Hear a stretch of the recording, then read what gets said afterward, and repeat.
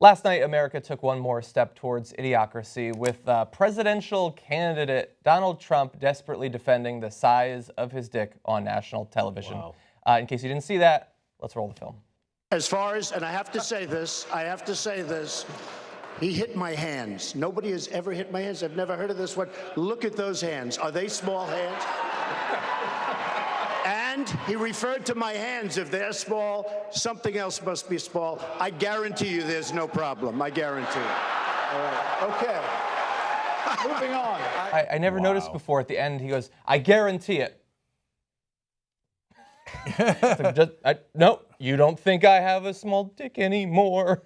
And I love the beginning there, which Jimmy just pointed out as we were watching it. I have to say this. I have to say, no, actually, there's a great argument for you not saying it, and that you have to not say it, right? Like in a presidential debate, that would be a good moment not to say how large your penis is. No, but it's important to get it out there because, like, let's say, for instance, if you were the president and you weren't a crook, you convince people that by saying, I'm not a crook. And then they're like, oh, he's not a crook.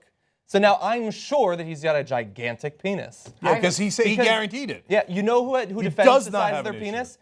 Guys who have really big penises constantly have to defend the size of their penis. That's what I've learned in my life. And you know who also brags about how smart they are? The smartest guys in the world. Smartest guys in the world. They always go around telling people how smart they are, how rich they are, and how big their penis is. Exactly. It's amazing what's happening in this meltdown. Yeah, so we think it's funny. Now, on the Republican side, there are still some conservatives who, I mean, we've been hearing our whole lives that this crudeness, this overly sexualized America is a bad thing.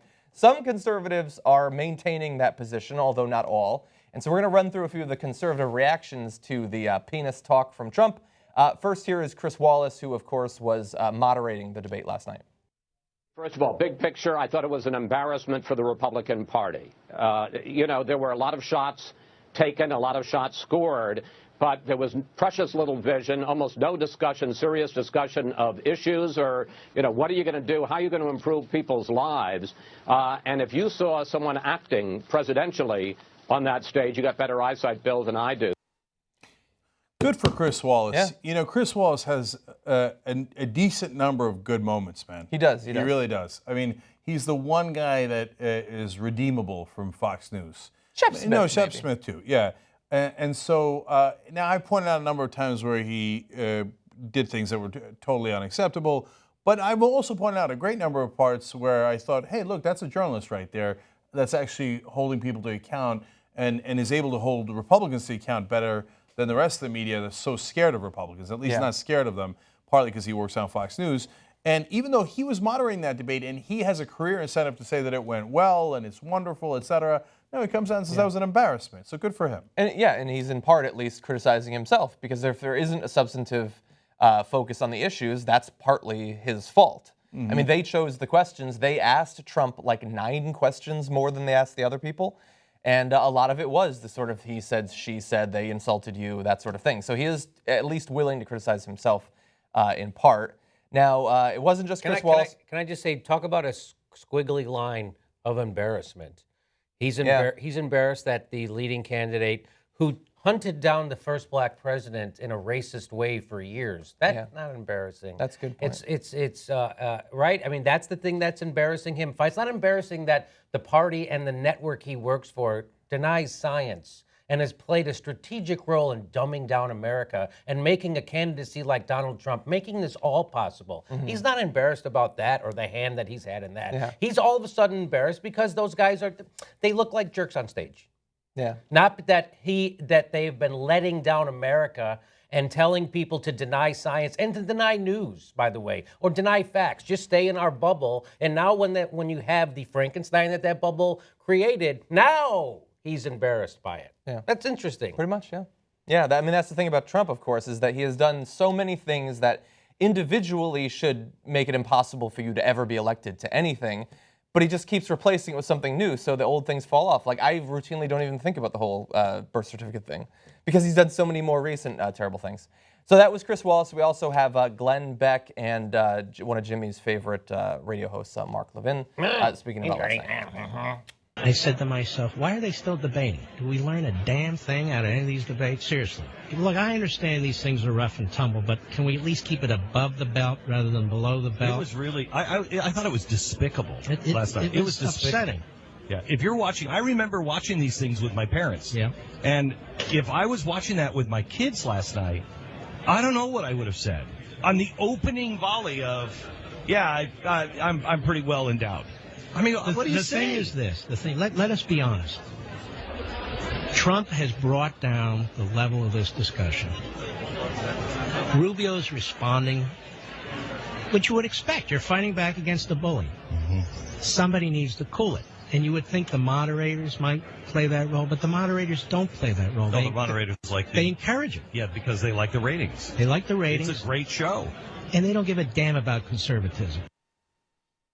Yeah, it's interesting. They're taking pot shots at Fox News there. And so partly out of frustration probably, because remember, everybody's got a bone to pick within the industry. So Glenn Beck got moved out of Fox News and is still a little bitter about it. And Levin, who thinks he's like God's gift to conservatism, never really been invited on Fox News. So that's got to be under his skin for quite some time. But more importantly, in a broader picture, is that they have started a real civil war in the Republican Party here. So Beck has gone to war against Breitbart websites on Trump's side. Beck hates Trump.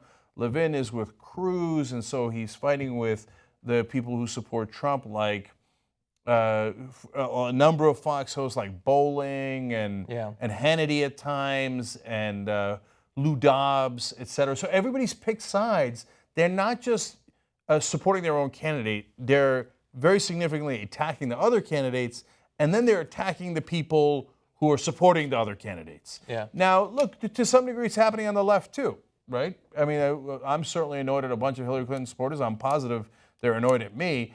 But over there, when they start fighting, I mean, they'll go above the belt, below the belt, and they'll shiv each other, right? Yeah. So that's part of what you're seeing here. So, I mean, these guys have always said that, hey, family values. So I guess score one for consistency, but that they're complaining about the penis thing. But also remember that Beck and Levin hate Trump. Yeah, so it's kind of a layup for them. They're calling Trump supporters Trumpy bros, is what I heard. Yeah. And by the way, I forgot to mention it for Chris Wallace, but so he said that the debate was crude, it was embarrassment, there was no real discussion of the policies. I mean, he's obviously principally attacking Trump there, but he's attacking all the candidates because they could bring up and discuss politics in a serious way. They've done it. Marco Rubio and Ted Cruz have had extremely boring discussions about VAT taxes and stuff like that. They could do it. So to some extent, he's criticizing all of the candidates, which is a bit more bold. And can I just make one more point about Mark Levin and Glenn Beck being outraged because all of a sudden somebody made a dick joke at the press. So again, he had no problem when his kids were watching, and there was a preacher telling 12-year-old rape victims they have to carry their rape baby to term. No problem. That's what Jesus would say. Yeah. He had no problem saying we should carpet bomb the Middle East. No problem saying we should commit war crimes. No problem. Bring the kids in. Here, this is how we do it. War crimes. That guy's for Jesus. He says carpet bomb. But no problem with denying science, anti-intellectualism. We try to make you dumb. Don't trust books. Trust politicians.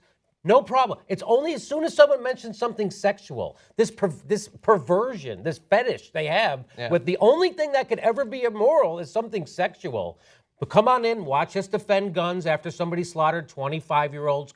Don't worry about it. None of that stuff is about. The only problem is someone mentioned their penis, and Jesus doesn't want us to talk about our penises. Trump said we should kill their family members. Kill their family members. I mean, if somebody said that about U.S. leaders or Israeli leaders, what do you think the reaction of those two would be? Yeah. They would say they were the most monstrous terrorists the world had ever seen, right? Trump says it. Oh, yeah, but what did he say about his dick? Yeah. Okay, Jimmy's really right about this. And thankfully, we've been calling him out on the whole killing the families thing. And then I saw today the media he reverses on torture because he said, I would never order the troops to commit war crimes. But that's not a reversal because he doesn't think that these things are war crimes. Right. He doesn't think that waterboarding is torture. That's not a reversal at all. He thinks that anything goes. he couldn't possibly commit a war crime. So yeah, I'm not gonna. If it makes you feel better, I won't order them to commit And he war even crimes. said he would do much worse than war. And much worse. Yeah. Much worse. Much worse You know who than that killing is? the families. And really who- harsh stuff. By the way, all the 9/11 hijackers were not married, but also that endangers our soldiers. That's why you don't course. kill the families. Yeah. Because it endangers our soldiers. Go ahead. Yeah, and it's again to the point of first of all, they don't like Trump, right? But Cruz says carpet bomb civilians as well. And if anybody said, hey, let's some Muslims are going to carpet bomb, indiscriminately kill civilians in the U.S. or Israel or U.K. or France or any one of our allies, these guys again would say the most horrific monsters the world has ever seen. They'd equate them to Nazis, but their boy Ted Cruz says it, and they're like, yes. Yeah. You got to vote for him. He's for wanton murder of civilians. And the other guy talks about his dick. Yeah. Okay, and we're outraged by that. Yeah, it's a great point.